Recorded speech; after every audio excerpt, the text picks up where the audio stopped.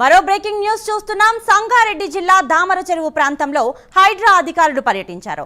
ఇక చెరువు ఆక్రమణపై స్థానికులు ఫిర్యాదులు చేశారు. దీంతో హైడ్రా అధికారులు తనిఖీలు చేపట్టారు. సర్వే అనంతరం వాస్తవ పరిస్థితులను పరిశీలించి చర్యలు ఉంటాయని అధికారులు తెలిపారు. హౌస్ కన్స్ట్రక్షన్స్ విల్లాస్ కన్స్ట్రక్షన్ చేస్తున్నారనేది కంప్లైంట్. దాన్ని బేస్ చేసుకుని ఈరోజు నేను నాతో పాటు మా హైడ్రా టీం మెయిన్ ఫస్ట్ మీ ఎంఆర్ఓ సార్, తహసీల్దార్ సార్ దేవదాస్ సార్, నేను తర్వాత ఎంఆర్ఓ గారు మా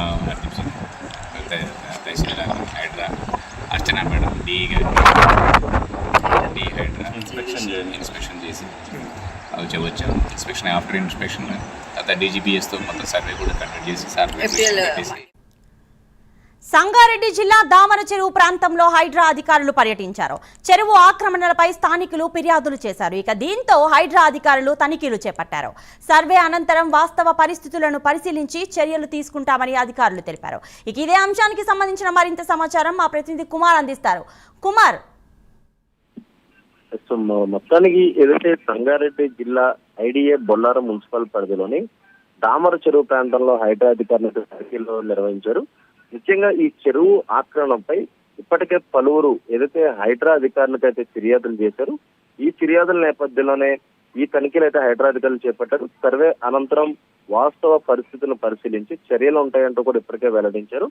ఎందుకంటే దీనికి సంబంధించి అంటే ఇప్పటికే హైడ్రా ఏదైతే ఇటు ఎఫ్టీఎల్ బఫర్ జోన్ లో ఆక్రమణలు కానీ, ఇటు పార్క్ ఆక్రమణలు కానీ, లేదంటే ప్రభుత్వ స్థలాలు కబ్జాలు కానీ దీనికి సంబంధించి ఇప్పటికే హైడ్రా అధికారులు విముక్తిస్తున్న నేపథ్యంలోని ఇటు హైడ్రా ప్రజావాణి కూడా ఏర్పాటు చేయడం జరిగింది. ప్రతి సోమవారం కూడా హైడ్రా ప్రజావాణిలోని అనేక ఫిర్యాదులు వస్తున్నాయి. ఇదే తరహాలోని సంగారెడ్డి జిల్లా ఐడిఏ బొల్లారం మున్సిపల్ పరిధిలో కూడా ఏదైతే దామర్ చెరువుకు సంబంధించి ఆక్రమణకు గురైనంటూ కూడా పలువురు అయితే హైడ్రా అధికారులకు అయితే ఫిర్యాదు చేశారు.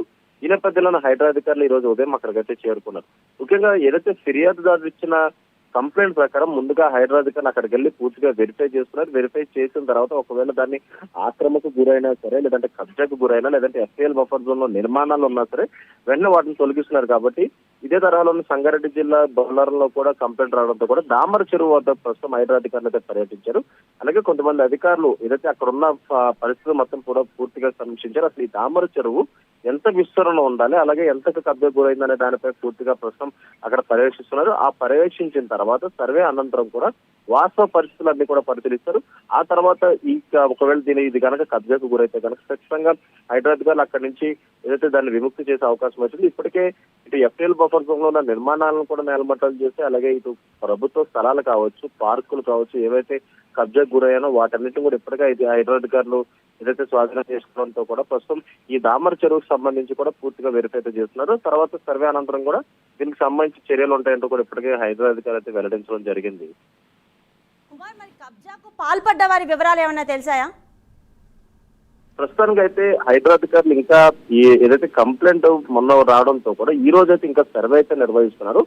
ఈ సర్వే నిర్వహించిన తర్వాత అంటే అక్కడ ఈ ఎఫ్టీఎల్ బఫర్ జోన్ అంటే ఈ చెరువు చుట్టుపక్కల 100 మీటర్లోని ఏదైతే కబ్జాకు గురైనాయో అక్కడ ఏదైతే దానికి సంబంధించి అన్ని పరిశీలిస్తున్నారు. అసలు అక్కడ జరిగిన కన్స్ట్రక్షన్స్ కబ్జాకు గురి చేసి ఇచ్చారా, లేదంటే మామూలుగా ఫ్లాట్ రిజిస్ట్రేషన్ చేసి ఇచ్చారా, అలాగే ఆ కబ్జా చేసింది ఎవరు, అలాగే ఎవరికి అమ్మారు అనే దానిపై ప్రస్తుతం హైడ్రా అధికారులు ఇంకా సర్వే నిర్వహిస్తున్నారు. ఈ పూర్తి సర్వే అయిన తర్వాత అది ఎవరు కబ్జా చేశారనే దానిపై బయటకు వచ్చిన తర్వాత వాళ్ళపై చర్యలు ఉండే అవకాశం అయితే ఉంటుంది. రైట్ కుమార్.